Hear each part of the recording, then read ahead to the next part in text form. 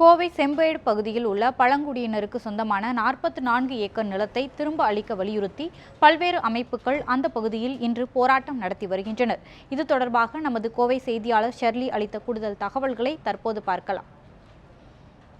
பழங்குடி மக்களின் நிலத்தை மீட்பதற்காக இன்று இடதுசாரிகள் கட்சி சார்பாக கோவையில் மாபெரும் ஆர்ப்பாட்டமானது நடைபெற்று வருகிறது. குறிப்பாக பார்த்தோமானால் நில உச்சவரம்பு சட்டத்தின் படியானது இந்த பகுதியில் இருந்த அமெரிக்க கவுண்டர் என்பவருடைய நிலமானது சுமார் 44 ஏக்கரை இங்கிருக்கக்கூடிய பழங்குடி மக்களுக்கு கொடுக்க வேண்டும் என்று அவர் குறிப்பிட்டிருந்தால் அதன்படி இந்த இடம் இவர்களுக்கு வழங்க வேண்டும் என்பது இந்த போராட்டமாக உள்ளது. இவர்களுடைய இந்த 44 ஏக்கரை பல்வேறு தனியாருக்கு அரசு தவறுதலாக பிரித்து கொடுத்ததாகவும் அந்த நிலங்களை மீட்டுக் கொடுக்க வேண்டும் என்று இவர்கள் பல்வேறு முறை மாவட்ட ஆட்சியர்களுக்கும் பல்வேறு கட்ட போராட்டங்களும் ஈடுபட்டு வந்தனர். ஆனால் இதில் எந்த ஒரு முன்னேற்றமும் ஏற்பட்டதை அடுத்து இன்று இடதுசாரிகள் கட்சிகள் மற்றும் ஜனநாயக மாதர் சங்கம், ஜனநாயக வாலிபர் சங்கம் உள்ளிட்ட பல்வேறு அமைப்புகள் சார்பாக இன்று இந்த போராட்டமானது நடைபெற்று வருகிறது.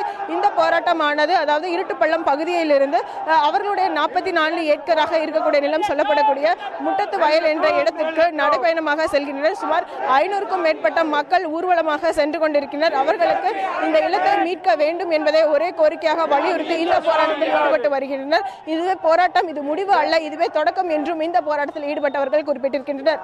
ஒளிப்பதிவாளர் கார்த்திகேயனுடன் ஷியாலி, நியூஸ் 7 தமிழ், கோவை.